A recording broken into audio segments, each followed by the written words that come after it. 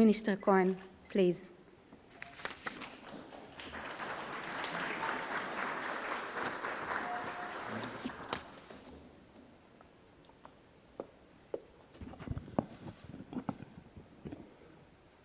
Thank you, Hamutal.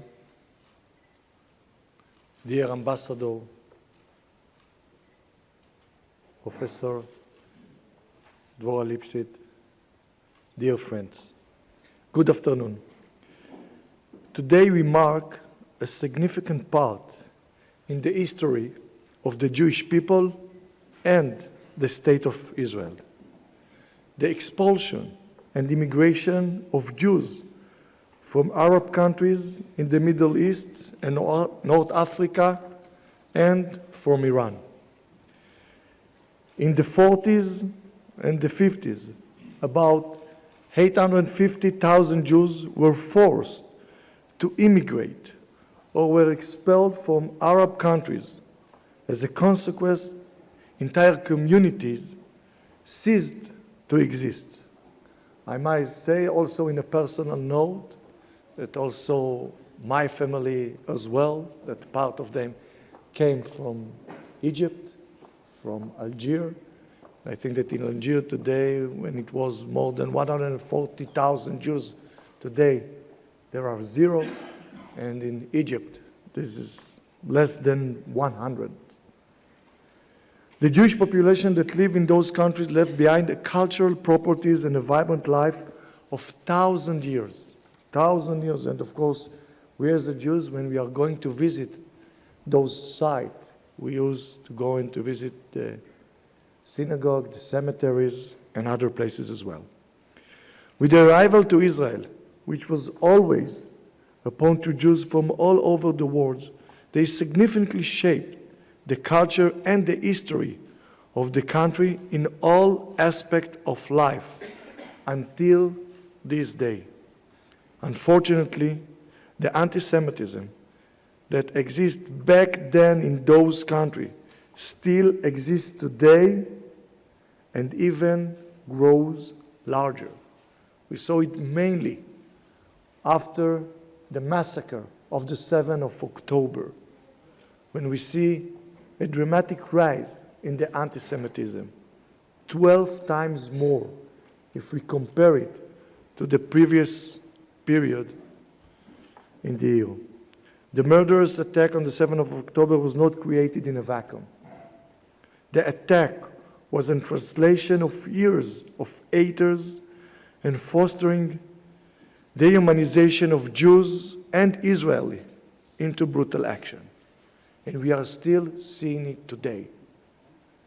We, of course, as a country, are all the time looking to have peace with our neighbor.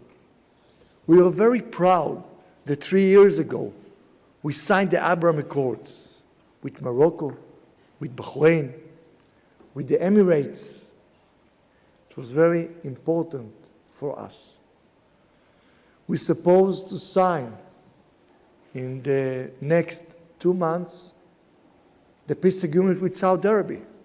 That definitely one of the target of the last attack on the 7th of October is to block and prevent the peace process with Saudi Arabia, which actually the peace process between Israel and Saudi Arabia, it's symbolized ending the conflict between the Jewish people and most of the Muslim people as well.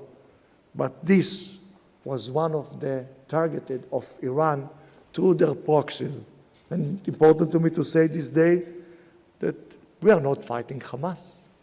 We are fighting Hamas, Islamic Jihad, Hezbollah in Lebanon, the Houthis in Yemen, which is more than 1,700 kilometers from Israel. There is only one thing which connecting all these terror organizations, which is Iran, which is finance them.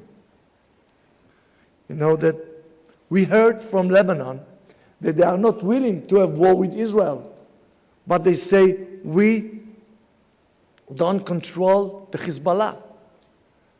They receive the funds and the instruction, not from Beirut, from Tehran.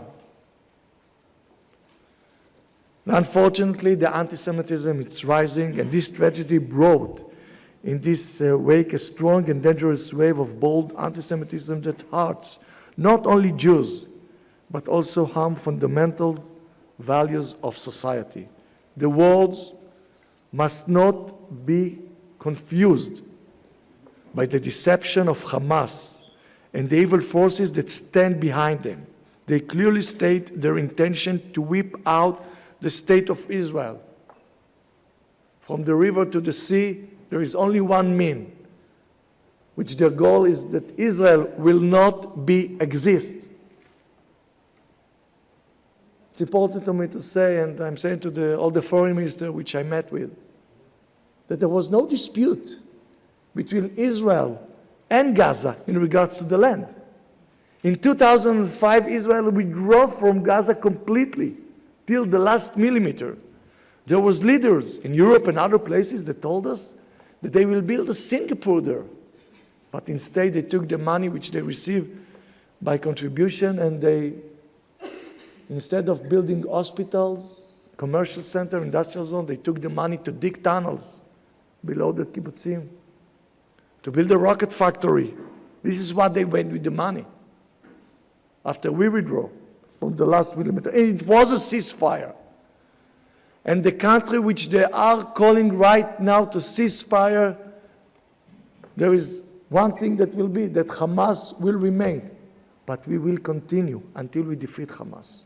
Not just for the security of the state for Israel, but also for the people in Gaza. See what happened to them in the last 18 years, but also for the entire region.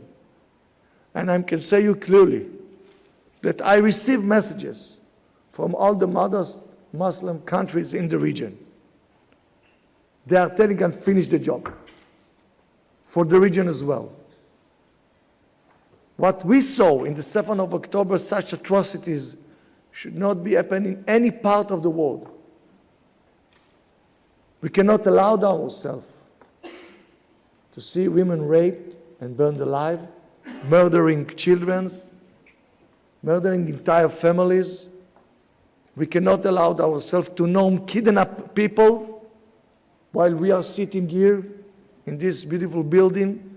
Kfir Bibas is not a child, he's a baby, 11 months years old, is in captive.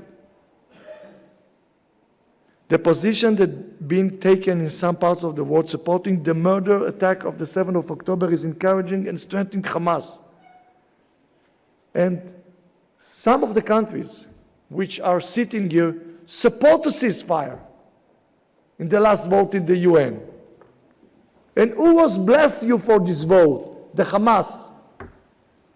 After this vote, the Hamas thanks to the country that support the ceasefire. So if Hamas is blessed, and thank you for your vote, you need to think twice if you did the right thing.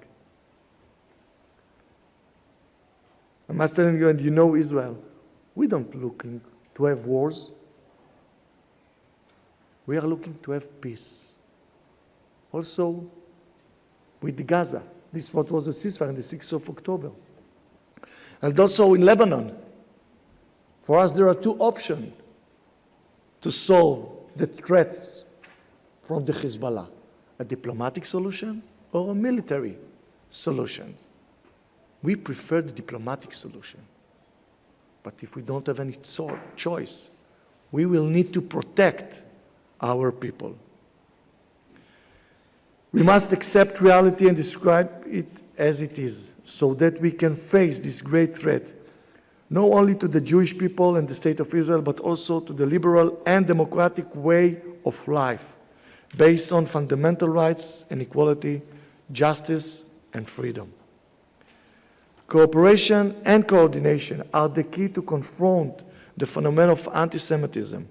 We must strengthen and create cooperation mechanisms as well as collective others in order to succeed and defeat this dangerous phenomenon. The project that our ministry is leading together with the INSS regarding anti-Semitism in the Arab world is an example for such a mechanism. I would like to take this opportunity to thank the Institute for National Security Studies for the cooperation. I would also like to thank Ambassador Lipstadt. Dvorah, thank you very much. Thank you for all what you are doing in the last year.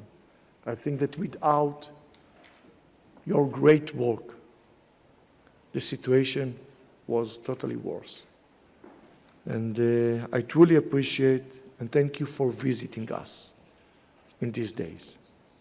Last, I thank all of you, our friends and allies from different parts of the world, for saying no to anti-Semitism and confronting it. Thank you for the solidarity and support during our fight against terror. Your influence on the world is very significant in this difficult time. Thank you all. Toda rabah.